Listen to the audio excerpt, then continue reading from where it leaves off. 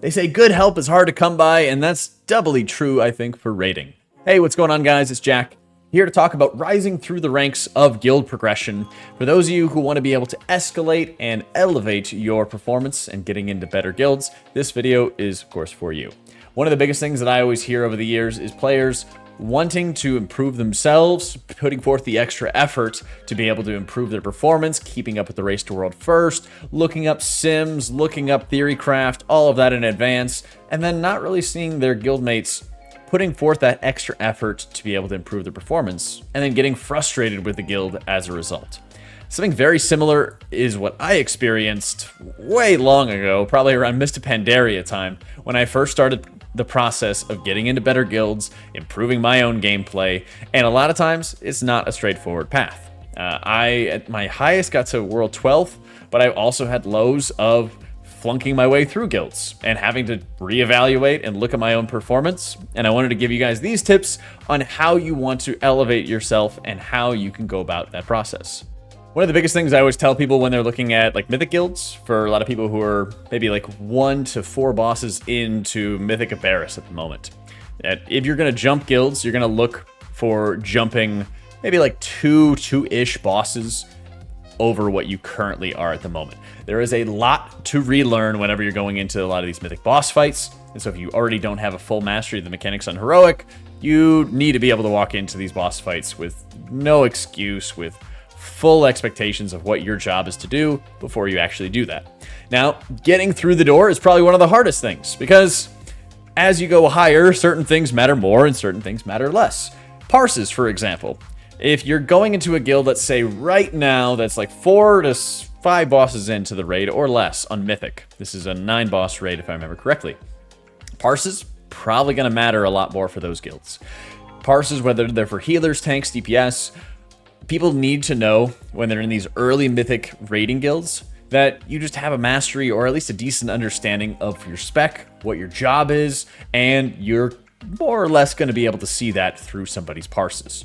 And now, as you get into higher level groups, parses become less important, especially for healers. For DPS, it kind of depends on the fight. There's certain encounters like Rashok, which are just almost a full patchwork boss encounter where you can pretty much pound the boss the entire time. And so having a high parse in that fight, probably really good. But if you looked onto a fight like maybe Sarkareth, which is going to have a lot of adds onto it, maybe something along the lines of Echo of Neltharion, where certain players are getting mind controlled, these things may not actually matter as much. DPS players could probably tell you better than I could. But when you're getting into high tier groups as a healer, I can 100% tell you that parses do not tell the full story. You might keep an eye out to see if somebody's like parsing gray, if they just have no idea what's going on, or they're just sitting there tunneling damage all the time. But a lot of times, in my experience of raiding in like hardcore guilds, you'll usually see that somebody has a decent understanding and decent enough parses, and then you have to dig deeper into it as to what actually makes them a good healer. A lot of times, deaths and damage taken are incredibly important across the board, regardless of your role. But knowing, especially as a healer, that while you can heal yourself from taking mistakes and taking extra damage, that you're not expending excess resources, like your mana, to heal yourself through all these problems while DPS might potentially die from those, is a very big part of it.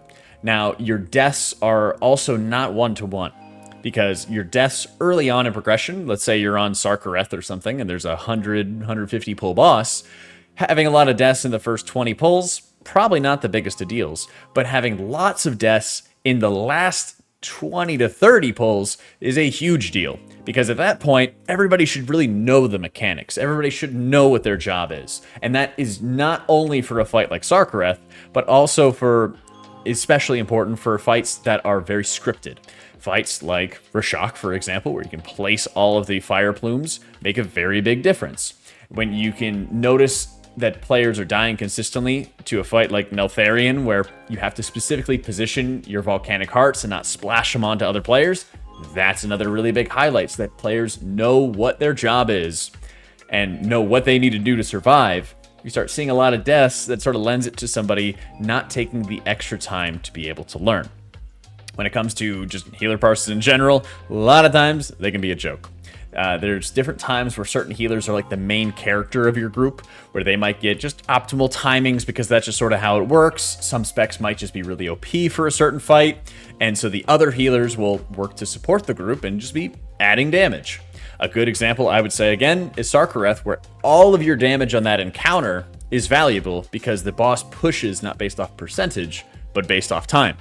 And so in that scenario, even playing a healer and doing a lot of damage on pull while somebody else is blasting their cooldowns is really beneficial to the raid, even though your healer parse is going to look terrible as a result.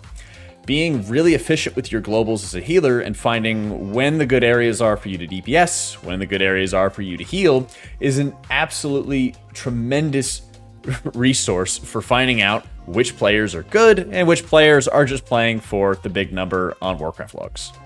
Now let's say you start moving up through those ranks and you get accepted into a guild that's 2 or 3 bosses ahead of what you're at. Once again, there's so many resources at your disposal at this point that there's almost no excuse not to have researched and figured out what your job is going to be on the fights. And there's even easier resources than ever to distribute when raid cooldowns are going to be used, when assignments are going to be set up, who's doing damage to what target. In particular, you'll start seeing, let's say, like, I don't know, a DK doing lots of damage to Sarkareth ads. You'll see players who are dealing extra damage to the golems on Ziskarn. And then, of course, you'll have just like the patchwork fights where everybody's doing tons of damage to things like Rashok. Everyone's doing tons of damage to the Mystic ads on like Assault of the Zakali, things along those lines where it's like, yes, this is the straightforward priority target. And there's a lot of resources out there, whether it is YouTube, Warcraft logs, Lorgs.io, and just streamers in general, to be able to find those point of views and understand what's going on.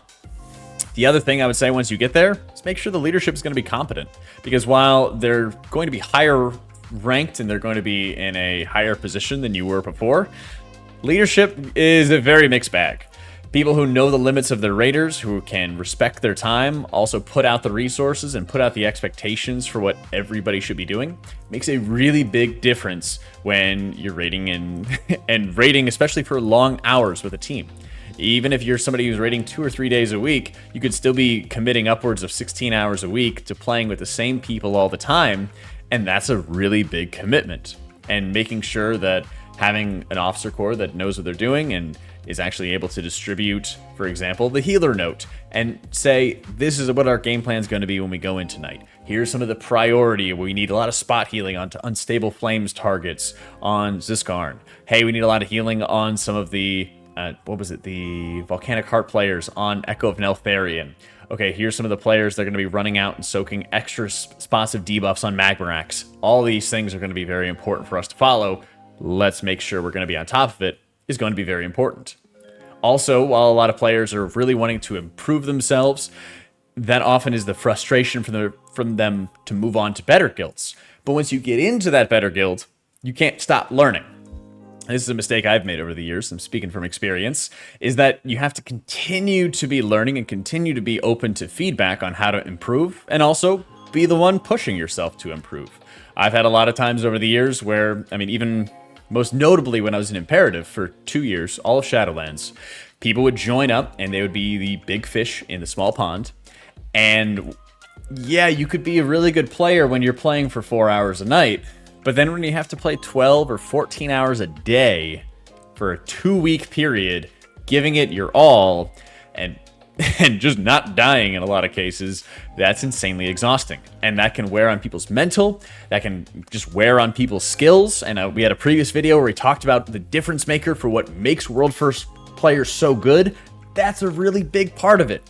And so people kind of giving up on themselves or giving up on like the team when they join into these hardcore environments is absolutely frustrating. And you can even see it if you go from like a 2-day guild into a 3 or 4 or 5-day guild. You will absolutely notice the extra sort of wear and tear. I've seen players who've come from 3-hour-a-night guilds join a 4-hour-a-night guild, and people just fumble like crazy in the final hour of the night because they're not used to it. Now, that's understandable when you first get started, but that's something that you always have to be able to push through, and that's something that you also need to expect and anticipate as you go into higher rank guilds, is that the hours and the time commitment is only going to be increasing from there.